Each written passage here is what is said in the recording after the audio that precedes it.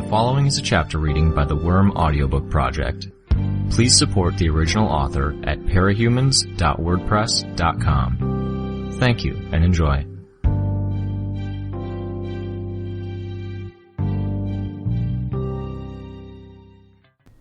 Arc 15, Chapter 5. We fell silent as Regent stepped out of the cell with Victor in tow. "How's he handled?" Tattletale asked. "Like a Mercedes, with an invisible, sticky gear shift," Regent said. "Care to explain?" Victor stretched and said, "Everything moves well. Peak condition. But his power doesn't work so hot with him as a puppet. Can't tell what I'm borrowing or who I'm stealing from. I think I'd need his cooperation." Our captive sneered a little. "And I don't think he's willing to give it. So, the question is whether we want to take the time to try and convince him, or take an indirect route," Gru said. "Skitter's going to have to go in a few minutes, so let's see what you can do in the here and now." "Sure." Gru extended a hand and smothered Victor in darkness. A second later, he said, "I'm getting something. Anyone here speak another language? Sog pupane til oramaman din?" "No," Tattletale said. "You're getting that from Victor." "Can't really use it." "Now, how do I change what I'm stealing?" Tattletale shrugged. "It could be you're only picking up the surface stuff. Here, Regent, try some martial arts forms." "Like what? I don't know this stuff." "Victor does. You fight using your puppet's muscle memory, right? Try moving around, see what clicks, and Gru will let you know if we're accomplishing anything." There was a pause. Victor's hand briefly flashed out of the cloud of darkness as he shifted positions. Gru rolled his shoulders some. "Yeah, there's a martial art in there somewhere. I'm picking something up, but it's slow." Tattletale smiled. "Take everything you can. We'll see what sticks." "It's kind of depressing," Gru said, setting onto a stool. "I always took some pride in honing my body, training, all that. This feels like cheating, skipping the hard work." "You said you never had the time or interest to dedicate yourself to investing in a martial art," Tattletale pointed out. "I didn't, but that's not to say I wouldn't eventually. A few years down the line, when things are quieter, I can see myself doing that, earning belts and learning to fight." "If you don't want to do this," Regent said, "I could do something else with my day." Gru shook his head. "No, it's fine. Doesn't feel quite right. But I'll be able to do more to help you guys if I can fight better, if I'm more versatile. And I'm getting another language again. Latin, I think. Get him doing the forms again?" Regent sighed. Tattletale frowned. "He's trying to drag you off course, using his brain to bring other stuff to the surface. Listen, I'm going to see Skitteroff, and then I'll talk to Coil, see if he has anyone who could drug Victor and mess with his mental functions without incapacitating him." Drugs. Like the ones Coil's using on Dinah, I thought. And this would give Tattletale and me a chance to have some words about the hit Coil had put on my head. I had to wonder, why? I was arguably doing the best among his underlings. Why was it so hard for him to simply let Dinah go? Maybe take countermeasures to ensure she didn't betray him and leave things alone. I wouldn't be any threat to him if he wasn't doing something morally reprehensible. We left Regent and Gru to their task and stepped out of the wing of the cells, venturing onto the metal walkway that overlooked the lower level. I could see the travelers at the vault door that kept Noel contained, as well as soldiers going about their business, which struck me as odd when I thought about it. "What's with the soldiers?" I asked. "He's got, 50 or 60 here?" "A little under that, but some are elsewhere." "Why? I get that he was using them before, fighting Empire 88, but what's he using them for now? He didn't send them against the Endbringer. He didn't use them against the Nine. I get that he maybe fought off the merchants and the Chosen when they were thriving, kept them from gaining too much steam. but it seems like a lot of money to spend on soldiers he doesn't intend to use. Well, Tattletale said, leaning on the railing. One, keeping them employed here means they won't be hired by someone else. Right. And I think they factor into his plan, either as a contingency or a greater aspect of it. I nodded. I would have asked what that plan was, but I didn't want to say anything that would be too suspicious if overheard. Not while we were on Coil's turf, especially. Tattletale didn't seem to have those same concerns. She leaned closer and murmured, You've got 2 jobs back to back. That means you've got a few things to do.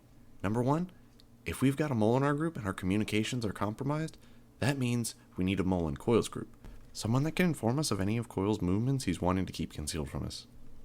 Ballistic? I asked. She murmured her response. Sound him out. Be careful about it, but try to get a sense of how tight he is with the rest of the travelers. Like Cherish said, Trickster isn't tight with his team.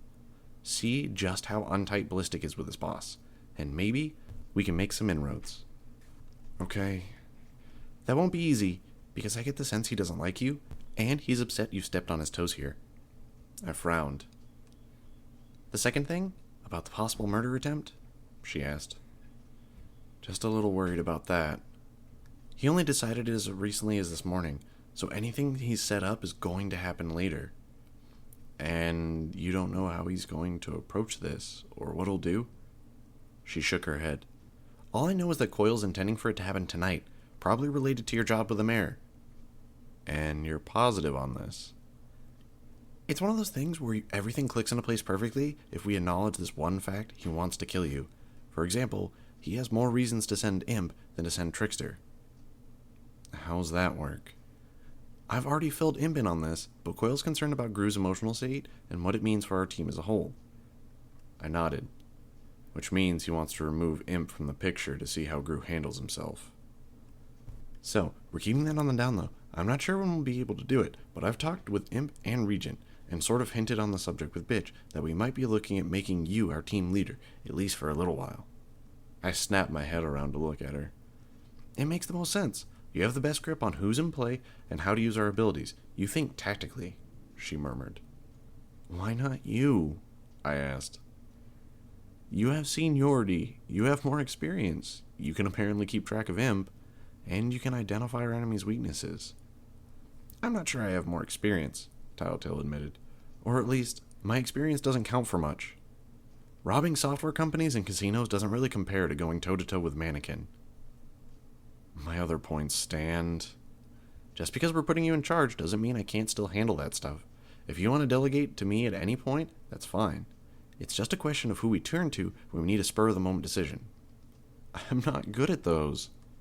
I'm only good when I can plan, consider everything that's at play. You don't give yourself credit. I've said it before, I'll say it again. You're good at improvising. With just me, maybe. Just my own abilities. I'm not sure I can do that if I'm also worrying about the 4 of you. We'll have to see in the field. Unless you're really going to argue Gru's going to be able to hold his own in a high-pressure situation? I frowned behind my mask and shook my head. Of course, discussing this means nothing if you get killed. Don't. Easy as that. Don't get killed. You're going into a tricky situation with the most amoral member and the most versatile member of their group. Keep an eye on everything and try to be unpredictable so they can't get you in a trap. I just had to figure out how to do that with a job this cut and dry. Ballistic's coming, Tattletale said. I looked and saw Ballistic ascending the staircase at the far end of the walkway. It would take him a minute or 3 to join us. Any final tips before I'm left with him? He's angry. Coil's roped in the travelers by promising to help them with the Noel, but there's 2 snags in that which we may be able to use. For one thing, I don't know if Coil seriously intends to offer them any fix he does find. For another, Ballistic cares less about that more than anyone else. Or maybe it would be better to say he almost doesn't want to help with that because Trickster wants it so badly. That sounds like it's less about team friction and more about sheer enmity. I think they were really good friends once, and now they're distant. Well, wasn't like I wasn't unfamiliar with that idea. And, she said, her voice low, I can tell you the Noel thing isn't the only crisis they're working on handling. The focus on Noel is something of a sore point with Ballistic. Vague? And I can't really say anything about that without admitting the info came from you. Yeah, she said, then straightened, turning toward Ballistic. That huddle looked like a conspiracy at work, he commented. He looked like he'd based his costume off the capes of a different era, with only some concessions made to fitting in with his team's color scheme. A costume in black with red patterns on the fabric, heavy on the armor panels and padding, making a big guy look even bigger.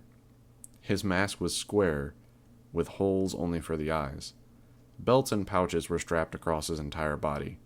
Conspiracy? Us? Tattletale grinned. You were whispering about something? Boys, she said, winking. He didn't look impressed. No, we were really talking about boys, about Gru specifically, and maybe replacing him as leader. Hey, I said, before I'd processed why she was saying that. She wanted to earn some measure of trust by volunteering a secret. She shrugged. They're going to find out eventually.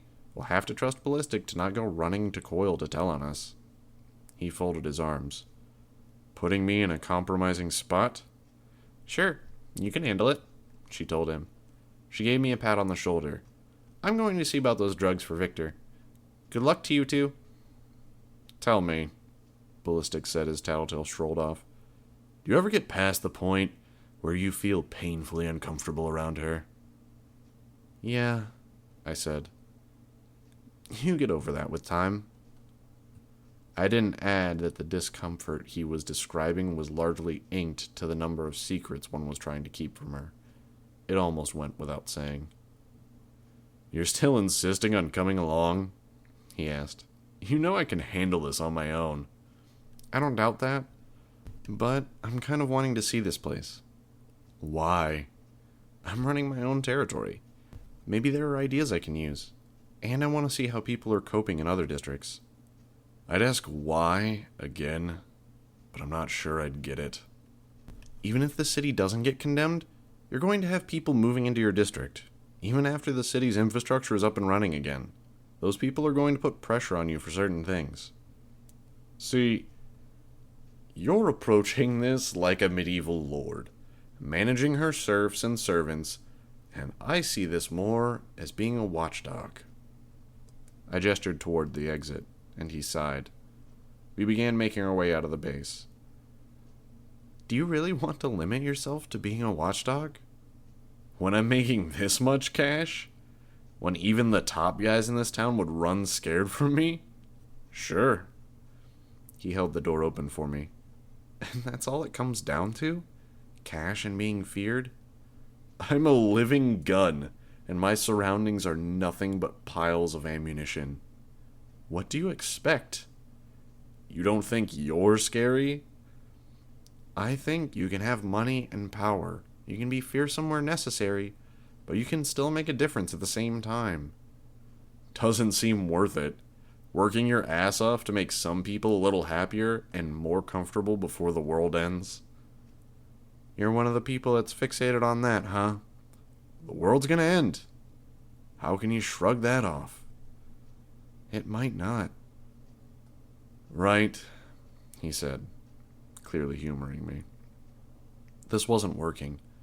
Tattletale had said Ballistic was angry, but I'd taken that to be the same sort of anger that Bitch harbored. Whatever was going on with Noelle and the group dynamics that had Sundancer so happy, it had made Ballistic angry at the world. Angry at circumstance. A different sort of anger, really. He didn't really care about anything or anyone. How was I supposed to get through to him if that was the case? I decided to call him on it. Okay, so your only priorities are money and power? Then why are you so annoyed that I'm coming along? What does it matter? It's my business, my territory, and I'm capable of handling her on my own. It's insulting that Coil thinks I need any help, and it's rude that you'd volunteer yourself without checking with me first. Okay, I said. Hypothetically, just going by what you were saying earlier, why should I give a damn? The world's going to end in a few years anyway. What does it matter if I get on your bad side? That's different, he said, sounding annoyed. Why? Because it's you that's getting shortchanged?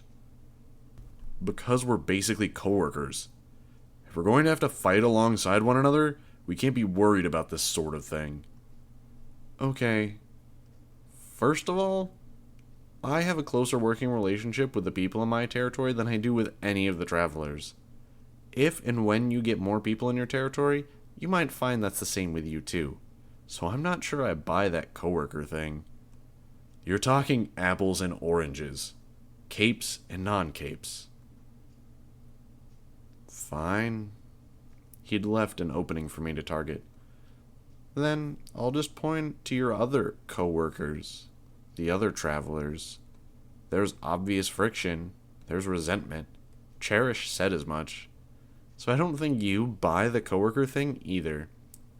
Again, that's different. You say that a lot.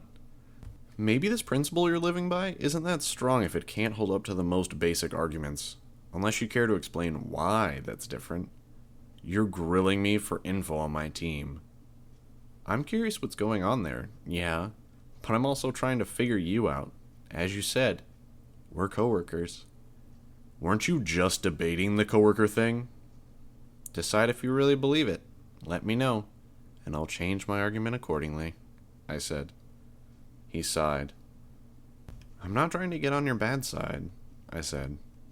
Really, but I've dealt with some interesting personalities like Bitch, Regent, and Imp for a little while now. And I know I won't be able to communicate with you until I understand where you're coming from. So I'm willing to go the extra mile to figure you out now so I can understand you in the future. I trailed off, but I kept one eye on him to see if there was any hint that he knew about Coyle's plans to terminate my future. There was nothing. I couldn't see his face, but nothing had changed in his posture, his stride, or overall body language. You're not going to stop digging and get off my case here, huh? He asked. I was mentally categorizing him as very similar to Bitch in many respects. He was smarter, though, and the weapons he wielded in a discussion were less about threatening imminent harm than... what? Setting himself further apart from me? Breaking ties, categorizing me as an enemy in his head, and making dealing with him harder in the future? It would explain why there was a schism between him and the other members of his group. If you ask me to, I'll back off. But I made the call on the spur of the moment, as I might with Bitch if I were positive she wasn't about to hit me. I think you and I would both agree that you'd be admitting I'm right if you did.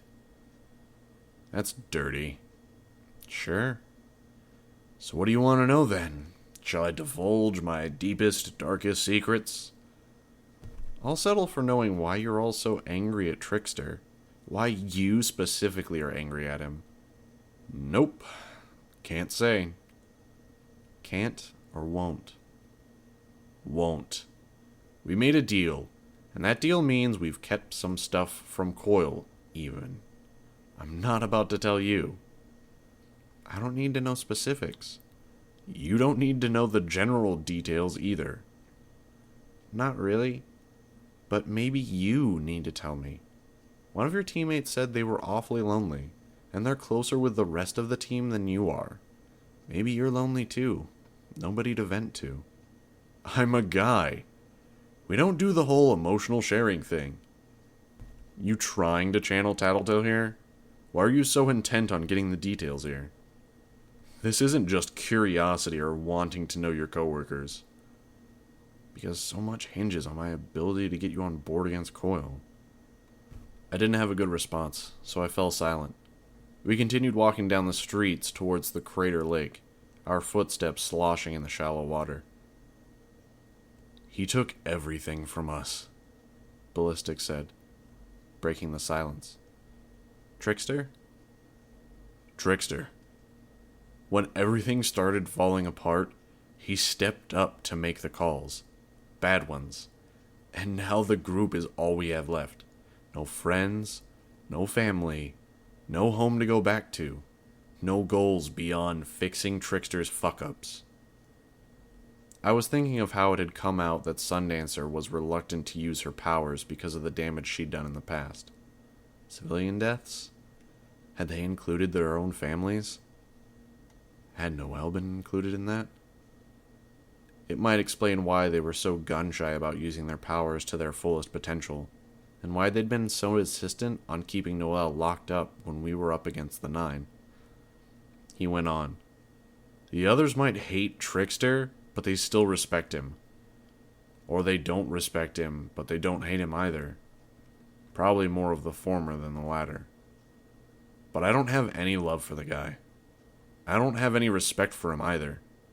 And I seem to be alone in that. So where do you go from there? Now, we're back to square one. I already explained. Money, being feared, respect, and living in comfort as a badass watchdog.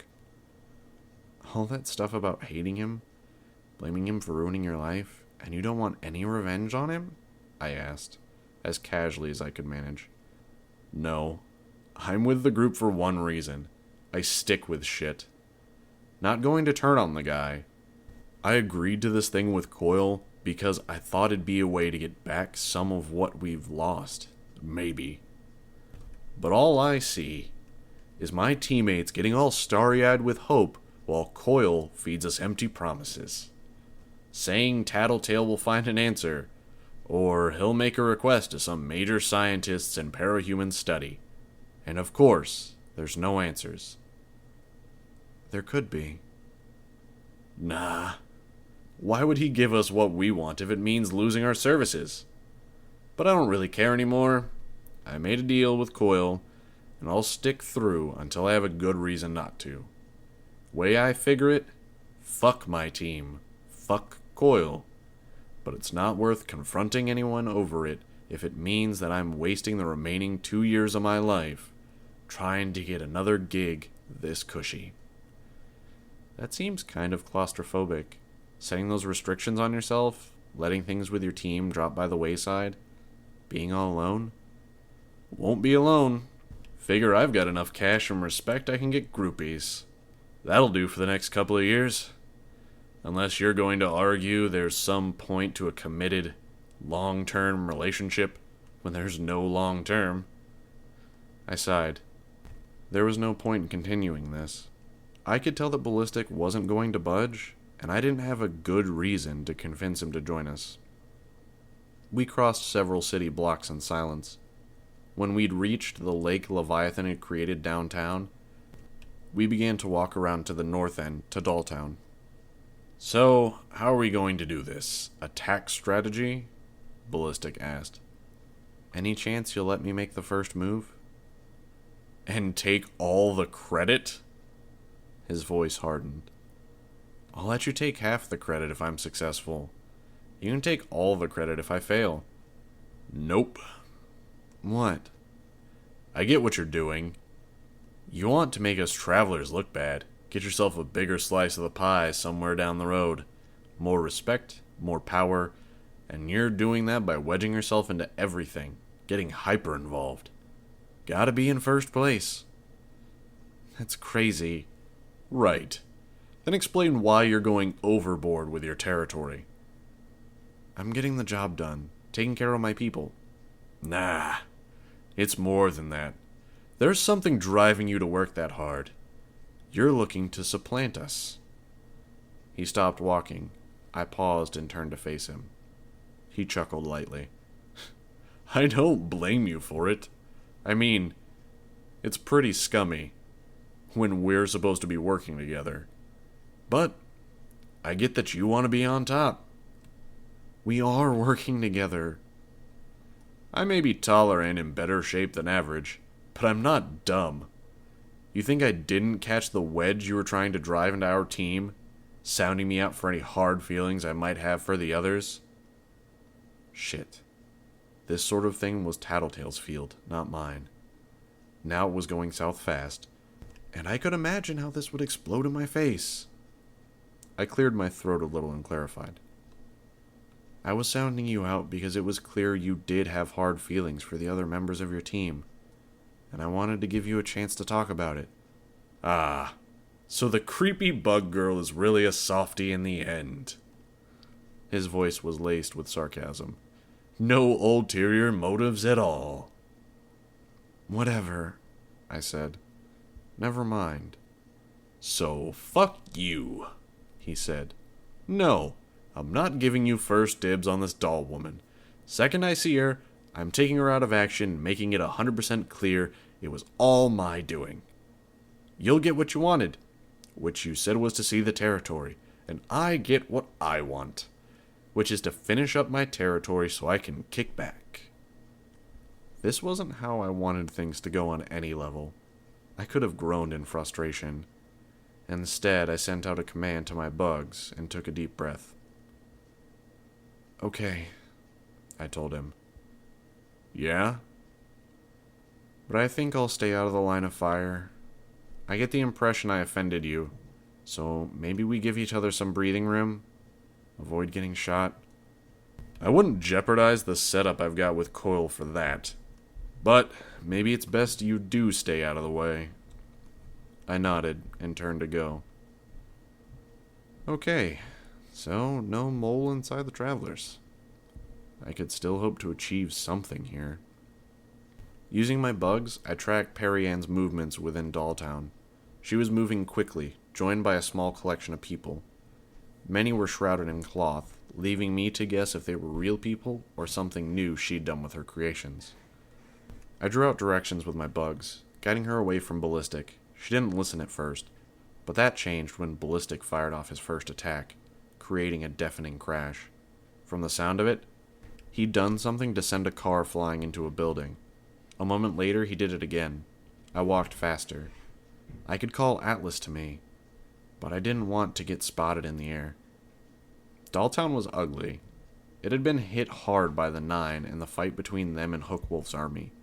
There were scars on the buildings where Hook Wolf had struck, holes and marks in the wall where Purity had fired her beams. Menja had done some damage here and there, with some handprints marking various pieces of architecture where her gauntlets had bit into stone and metal. I pushed open a doorway and stepped into a ruined building. Perry Ann faced me. Her mask had a crack in it, and there was blood staining her worn frock.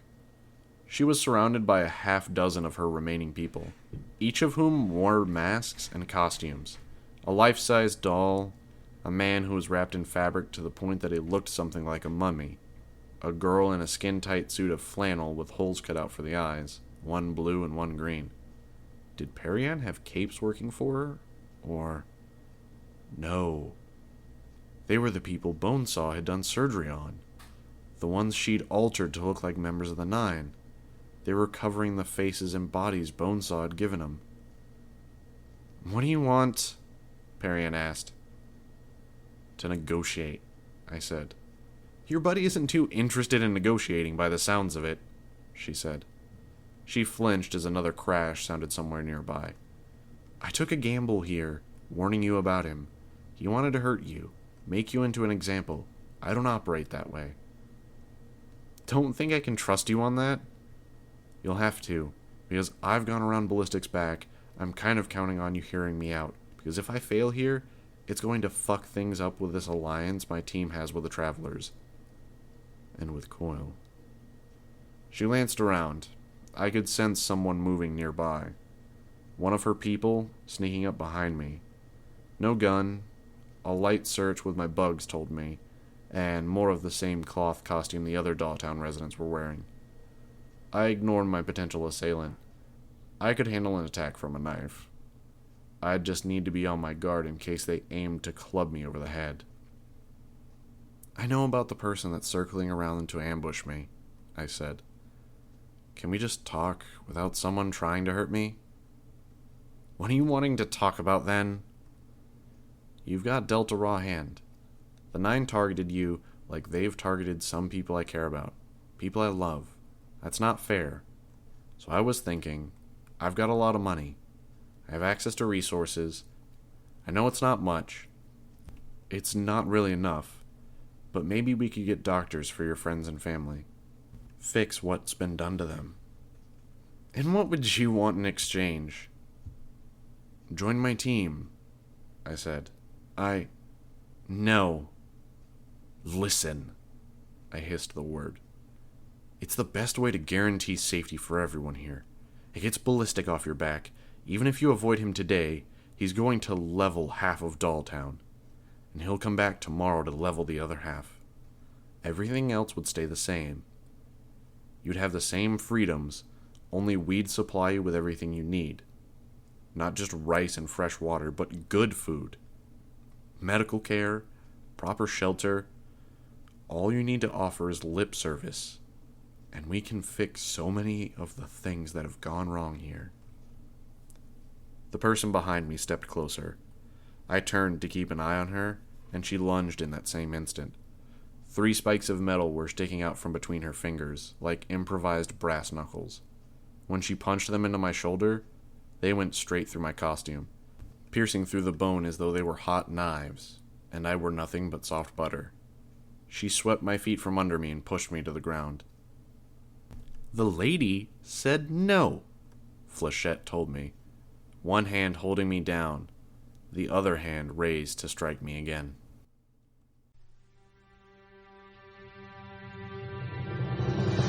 Hi, this is NSPB.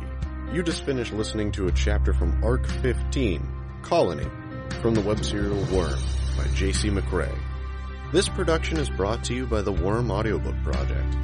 If you would like to know more about us, or to volunteer your own services, please check us out at audioworm.rein-online.org. You can download or listen to every chapter directly from our site, or you can find us on iTunes or any podcast app under Worm Audiobook.